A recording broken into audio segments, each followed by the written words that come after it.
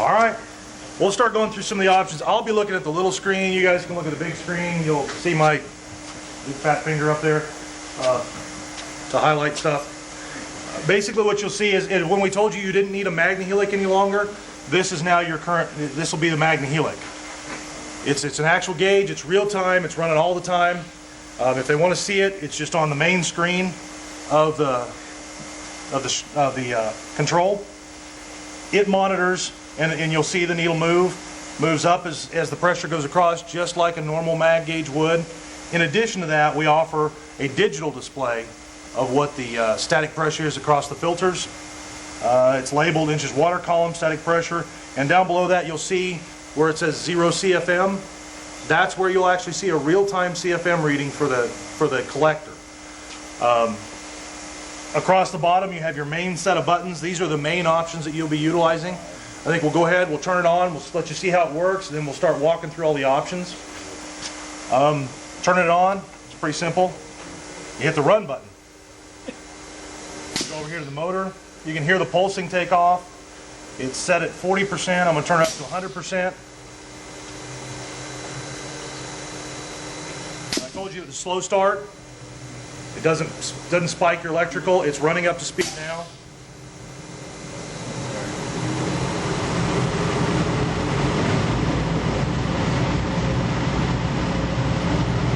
It's going up. It's currently running at 100% of the full RPM of the motor. Full RPM, 3540.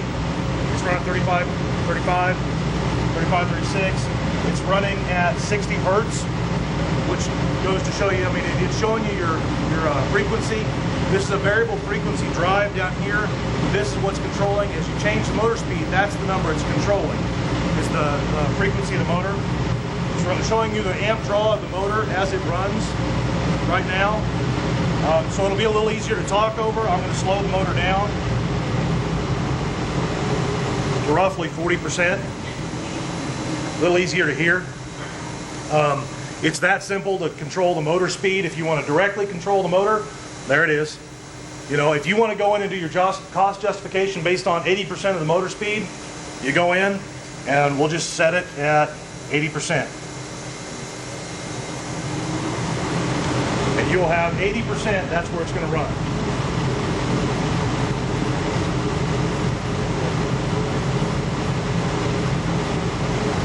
Same screen. This is where we will control the CFM. Let's say, let's go in and make sure my motor is set up.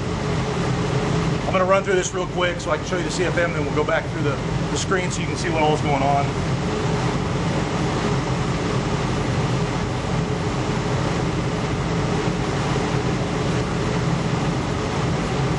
Let's say we want it to be 1500 CFM. Now it's in RPM mode, but I'm going to switch it over to CFM mode. And you'll hear the motor go down. It's running down at 40 hertz. And you can see here it's trying to stabilize. What do we say, 1500 CFM? Is that what I put in? It actually, because of the way the control works, it's going to dip down until it reaches a point and then it's going to come back up. It's just in the way that it stabilizes itself and the time delays in reading things. But it'll work its way back up here in just a second.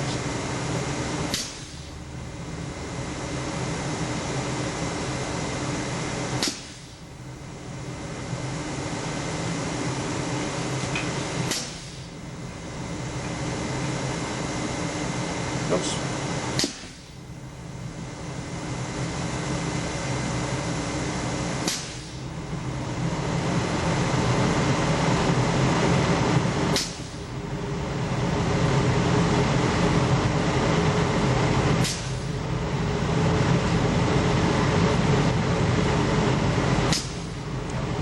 Set at 2000. But it goes through it, it monitors where it's at. I don't know how many of you can see it, but in the duct run behind the collector, the way we've chosen to do this is it has an orifice plate. It's a plate with some resistance. It's a little slightly smaller than the ductwork, and it measures the static drop across that plate. That's how it determines what the CFM is. That allows us to go through and use the same system for a 5 horse, 10 horse, 7.5 horse custom 7.5 horse, 15 horse, 20 horse, 25 horse, 30 horse. It doesn't matter what blower it is, or if the blower is spec'd out for higher static, lower static, that blower can change. We don't care. We're measuring the airflow through the ductwork. If you can see it back there, Trevor, just take that cardboard and cover up that lower. Either one, I don't care.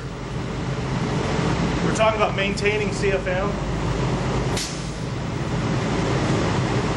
Hear the motor change? The motor's speeding up to maintain the CFM.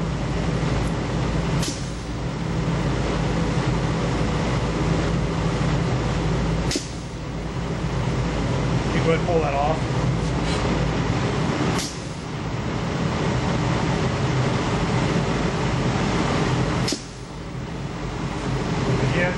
The motor adjusts itself, all based on whatever you put in as that value for CFM.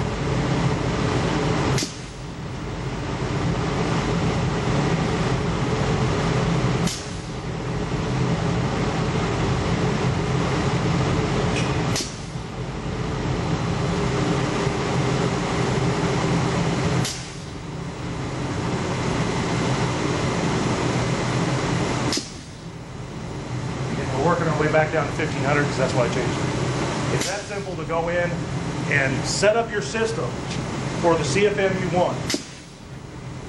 You now don't have the motor running too fast, sucking too much air, harming your filters as you're starting up the collector. You have the CFM you want from day one. Go ahead and shut it off. I'm going to run through the other stuff that you can and can't do with it. Basically, you're looking at the main screen right here. You've got your static, you've got your CFM, you've got starts, stops, you've got an access to other pages. The motor we kind of looked at, it's giving you the ability to adjust the motor based on purely on what you want it to be on a 0 to 100% scale of the speed that you want it to run at. So if it's a 3450 RPM motor, you can tell it you want 50% of that, you can tell it whatever level you want. You got the amps, display information here, pulse settings. Currently my pulsing is set at 0.071 second on time, 5 second off time, and I have my after pulse set at 0. This is a display only screen, and the reason it is, I know that there are times where you don't want people to mess with what you've set up. There are controls in place so that they can see this information but may not be able to adjust it. So that you don't have the guys running the unit coming over and messing with the controls. There's a way to lock them out with codes that you can go in and just say, I'm this level of code, I can make these changes. So we're displaying information you can't necessarily change from here. We go on to the next one, that's pulsing. Under system setup, these are the model selections available. We've currently set this thing up for all of the RP series, RP2, 4, 6, 8, all the way through. We also have an option just to shut pulsing off completely. That's the no pulsing option. I'm not sure why you'd want to do that, but there may be maintenance issues where you want to shut down pulsing. That's available. It's something you can do. Under motor selection, it's set up to run on the 5, 7, 10, 15, 20, 30 horsepower options. Those are the options that you have available. On the diagnostic screen, you have the model of unit you have. You'll have the horsepower available. You'll have the voltage available, RPM available, the amp draw available. This information is the information that if they called in and said, I've got something's going on with my collector, I want you to tell me what's going on. We would tell them how to get to this screen and look at this screen, and we could help diagnose because we have all the information available as far as what's going on with this collector. There's a second page of diagnostics available, total run hours, max current amp draw, that would show if for some reason they have made some changes or had the wrong voltage or something, and they tried to hook up and run it at amp draw above what we've preset here, it wouldn't be able to do it. And we can go in and look and see this is the max output of amps that they've ever gotten out of this collector. Power consumption, again, that's just a simple number that it's keeping track of in here. that says this is the total power consumption this unit has ever used. You could use that and compare it to, running at 100% and say, okay, it could have used a total of so many megawatt hours. It actually has used 5 megawatt hours. There's your cost savings.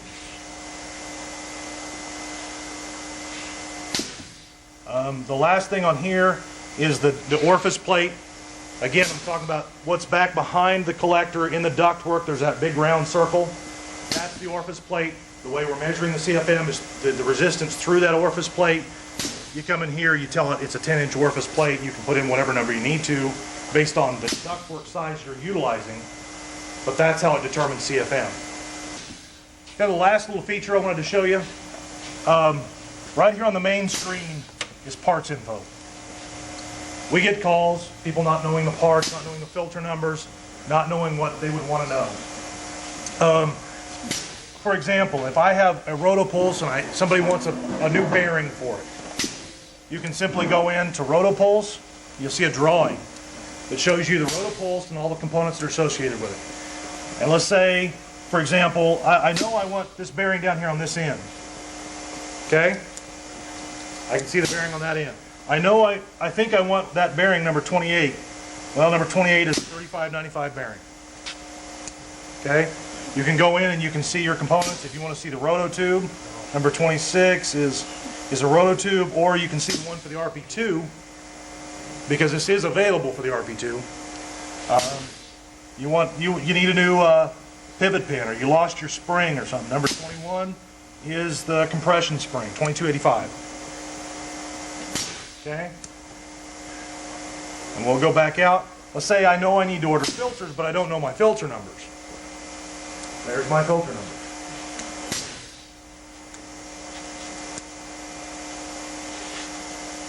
Last but not least, I've got it installed. I got some questions. I'm not sure if it's running right. Does anybody use the troubleshooting guide on our website? This is pretty much the same troubleshooting guide that walks you through step by step, trying to decide what may or may not be wrong.